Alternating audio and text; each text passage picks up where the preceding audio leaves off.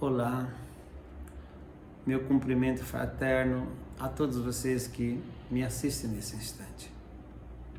Minha rogativa a Deus e a Jesus que possa nos iluminar, que tenhamos discernimento, tranquilidade para dissertar sobre o tema solicitado neste momento. Então, em símbolo da minha prece, rogo a Deus e a Cristo que nos abençoe.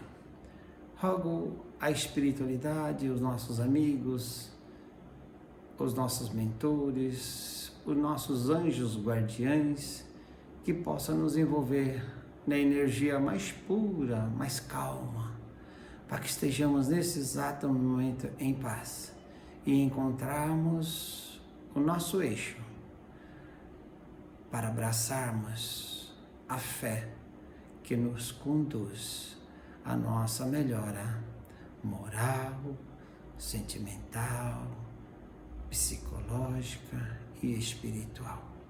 Que Deus e Cristo nesse instante se faça presente junto conosco, nas nossas casas ou qualquer ambiente que nós estejamos, que sejamos envolvidos na luz e na paz. Que assim seja, graças a Deus. Muito bem. O tema que nos foi solicitado é para falar um pouquinho sobre a candeia e o alqueire. Nós temos isso citados por quase todos os evangelistas, né? A gente encontra em Marcos, conta em Lucas, conta em Mateus, mas a gente vai falar um pouquinho daquilo que está em Mateus para nós compreendermos com mais facilidade desse tema. Se nós buscarmos Mateus capítulo 5, versículo 15, nós vamos encontrar lá um versículo dizendo o seguinte: não se acende uma candeia para colocá-la sobre o alqueire, mas colocam-na sobre um candeeiro, a fim de que ela clareie todos aqueles que estão na casa. Okay. É um versículo simples, pequeno, que dá para nós refletirmos bastante. Primeiro nós vamos ter que entender o que é uma candeia. Muitos podem questionar porque não têm o conhecimento, porque não é uma palavra muito usual na atualidade, né? Candeia, trazendo uma relação mais próxima para nós entendermos, é como se fosse a lamparina dos tempos modernos, dos tempos mais atuais. Para quem é um sertanejo que morou ou que ainda mora num sertão onde não tem o benefício da energia elétrica e ele precisa iluminar a tua casa, ele utiliza esse instrumento chamado lamparina, e que ela é alimentada hoje pelo querosene, mas naquela época de quando Jesus falava, ela era alimentada por um tipo de óleo, né? E por isso ela deveria ser acesa e quase sempre, né, mantida acesa permanente, porque não tinha facilidade de ficar acendendo e apagando. Ok. Então nós temos agora uma percepção, um entendimento do que é uma candeia. É uma luz artificial produzida por um instrumento que nós hoje conhecemos como lamparina. Ok. E o alqueire? O que vem a nos dizer essa palavra? Alqueire, nós temos várias interpretações. Mas naquela época especificamente, ela era considerada como um instrumento de medição, né? Um vasilhame, né? Que servia para mensurar, ou seja, para medir produtos daquela época. Os grãos, na maioria das vezes, era um instrumento de medida. Existe também uma tradução, até o Haroldo Dutra coloca, que ele era também o vasilhame que se media o óleo para alimentar as candeias. Porque o óleo nem todo mundo produzia e deveria comprar, que girava em torno de aproximadamente 35 litros, então mas era um vaso, ele era um recipiente de barro. Mas o instrumento da medição de grãos era construído por madeira. Ok. Aí fica fácil de nós entendermos. Se nós temos um vasilhame, imagina um vasilhame na tua residência, seja qual ele for. Se você colocar ele sob uma luz, ele vai abafá-la. Então Jesus vem trazer para nós esse ensinamento através desse versículo, porque ele sempre falava por parábolas e usava inúmeras metáforas também, para que aqueles que tivessem amadurecido a entender, entenderia, mas aquele que não tivesse, haveria tempo de compreender. Aliás, esse é um dos consolos que ele nos traz para a nossa doutrina, dizendo que nem tudo ele poderia ser dito, porque não estaria na época certa de todos entenderem, mas que haveria então no futuro um consolador que viria trazer todas as respostas para esses questionamentos, que viria completar o seu ensinamento nas explicações, não na profundidade de ensinamentos, propriamente dito, mas viria explicar e trazer em palavras mais fáceis de compreensão.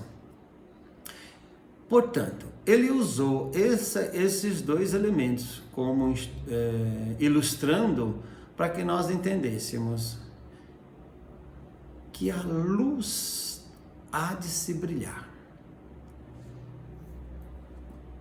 Se você acende uma luz, é para ela que tenha uma motivação para brilhar. Portanto, se nós traçarmos aí um paralelo a esses ensinamentos, buscando trazer para nós o que Jesus quis dizer naquele momento, porque ele estava falando aos seus seguidores, em especiais os seus discípulos ali presentes, e dizia para eles naquele instante, sob a luz que cada um de nós temos, né? Quando nós aportamos nesse planeta Terra, né? Quando nós nascemos aqui, ou quando nós encarnamos ou reencarnamos aqui nesse plano terreno, nós não chegamos aqui aleatoriamente, nós geralmente chegamos aqui com um propósito, com um projeto divino. Nós temos finalidades aqui na Terra, nós temos missões aqui na Terra a ser cumprida. Ninguém é neutro na Terra, cada um de nós temos uma responsabilidade aqui na Terra, de fazer algo por si e para os demais, para que isso cresça. Entendendo isso, nós vamos buscar também compreender que cada um de nós trazemos a nossa luz própria. Temos a nossa luz própria. Que luz é essa?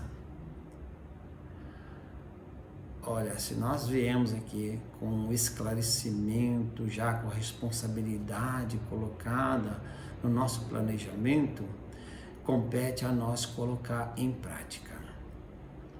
E hoje nós poderemos até traçarmos um objetivo de que essa luz seja o esclarecimento. Porque quando nós falamos a alguém, nós levamos informações. Quando nós levamos informações, nós clareamos, às vezes, a mente daquelas pessoas. Às vezes nós explicamos alguma coisa para aquela pessoa que ela tenha dúvida. Outrora, mesmo que ela saiba, quando nós falamos de alguma coisa, nós despertamos nela uma nova forma de pensar. E a nova forma de pensar pode, às vezes, multiplicar em ações novas que vai melhorar, vai se reconstruir a sua concepção, a sua filosofia, o seu entendimento e a sua aceitação também. Muito bom. Então, vamos entender que se nós carregamos essa luz dentro de nós, dos nossos aliados ao nosso sentimento, pensamento, transformamos ela em ações, ela pode iluminar pessoas, sim. Sem deixar de entender que ela, às vezes, ilumina nós primeiro. Então, vamos entendermos que nós somos, então, uma candeia. Devemos iluminar as pessoas que estejam em nossa volta. Quando ele diz, não coloquei a candeia sobre o alqueire, porque o que ela vai iluminar? Nada, mas sim, a gente vai trazer informações de outros evangelistas. Quando ele coloca sobre o candeeiro é uma peça, geralmente um ornamento de madeira que está sobre a parede, numa altura determinada, que quando você coloca ali, a luz consegue iluminar mais o ambiente e atingir a todos. Então, quando você coloca ali, ilumina todos que estão dentro daquela casa, daquela residência. Então, você pode ser, sim, essa luz a iluminar essa casa. Se você é a candeia, qual é, então, o outro componente que vai estar faltando ali? Segundo, eu lembro, minha memória não é muito boa, mas quando estava no ginásio, quando estudava física, o meu professor dizia o seguinte: para que se haja chama, é necessário que tenha, em primeiro lugar, o material, que é o combustível. Depois nós precisaremos do comburente, que seria o oxigênio. E depois o calor. Porque se nós juntarmos só o combustível junto com o comburente, mas não tiver o calor, não há chama. Se eu juntar o comburente com a chama, mas se não tiver o combustível, também não vai produzir chama. Então, é necessário ter esses três componentes. Então, vamos imaginar que para ter essa chama, essa luz para iluminar, precisa do combustível. Quem será o combustível dentro de nós? Né? E quem será o comburente, né? O oxigênio e o calor, qual é? Então, o combustível nós temos. Nós temos o corpo físico para ativar as nossas ações. Nós temos nesse caso específico, o oxigênio, que é o comburente da nossa fé, do nosso entendimento, dos nossos conhecimentos. Agora precisamos do calor. O calor vai ser as nossas ações e benefício do nosso próximo. Fazer algo em benefício do nosso próximo. Toda vez que fizermos algo em benefício do próximo, com certeza você está startando a luz dentro de você. Ela está acendendo e ela vai brilhar. Observe que toda vez que você vê alguém fazendo uma boa ação, observe que todo mundo vai comentar positivamente. Pode ser que algum outro faça algum comentário maldoso. Pode ser, pode até acontecer. Mas geralmente as pessoas falam com carinho. Então você está naquele exato momento brilhando. Então cuidar das nossas ações para brilhar. Nós viemos na Terra com o nosso corpo para produzir chamas e fazer brilhar. Mas como vamos fazer brilhar isso?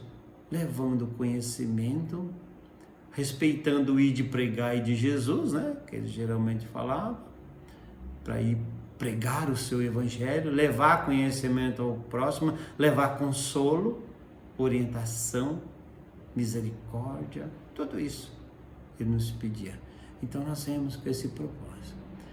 Temos que acender essa luz com as nossas ações.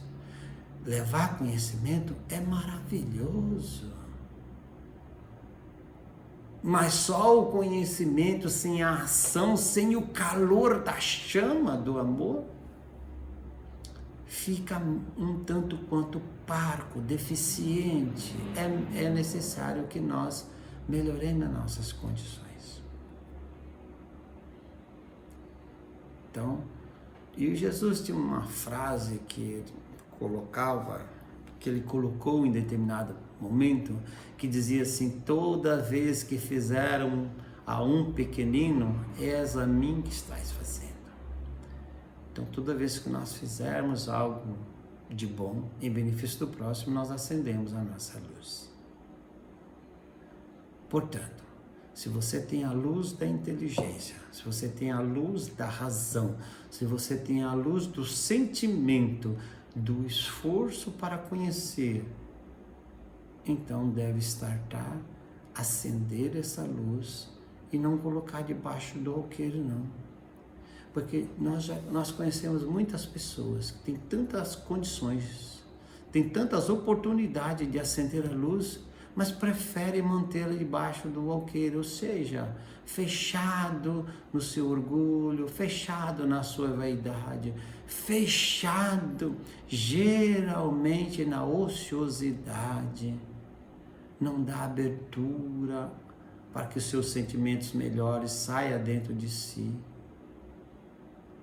e se transforma então o seu coração às vezes até em rochas duras, não conseguimos observar sentimentos, esse sofrerá um pouco, porque dentro dessa passagem, se nós vamos caminhando em uns versículos mais para frente, nós vamos encontrar Jesus falando mesmo, dentro dessa lição mesmo, falando de que quem quiser ter a sua vida,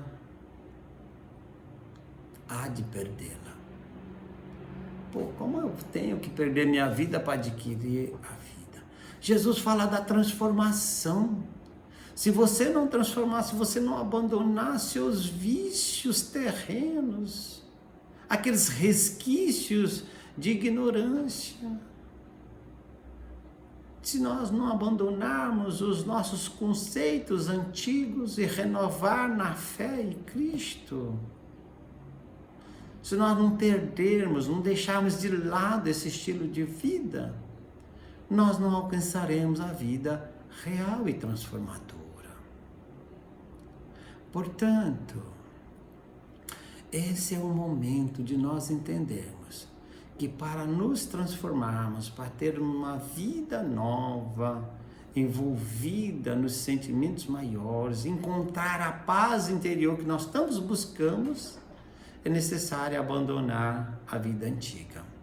Como Paulo falava, matar o homem velho para que se nasça o homem novo, esquecer todos os conceitos e todos os entendimentos que nós julgamos desvirtuados, para conseguir conceitos novos, para que Cristo e Deus tenham misericórdia de nós. Tenhamos que acender as nossas luzes. Jesus coloca para nós com tanta propriedade, ele colocava para os seus discípulos que também encaixem em nós. Vós sois a luz do mundo. Meu Deus, se Cristo falava isso para nós, falava para os seus discípulos e automaticamente falando para nós, se nós somos a luz do mundo, devemos brilhar para iluminar esse mundo. Agora, você nasceu com luz, todos nós nascemos com luz. Talvez a chama um pouco pequena, mas nós podemos alimentá-la com mais óleo, com mais combustível, para essa chama aumentar. Então vamos colocar combustível em nossa vida. Vamos alimentar ela com a fé em primeiro lugar. Com a esperança, com a transformação interior, reformar o nosso interior, tirar as coisas que apodrecem a nossa alma e colocar coisas novas. Vamos renovar isso, para encontrarmos o alento do Evangelho de Jesus, mas só para conhecer e ficar para nós esses conhecimentos. Essa luz pode se apagar um dia. Então vamos transformar ela, vamos aprender, vamos conhecer e vamos iluminar aqueles outros que precisam. Olhemos ao nosso derredor e vamos ver muita coisa, veremos tantas coisas que nós podemos fazer em primeiro lugar para nossa família.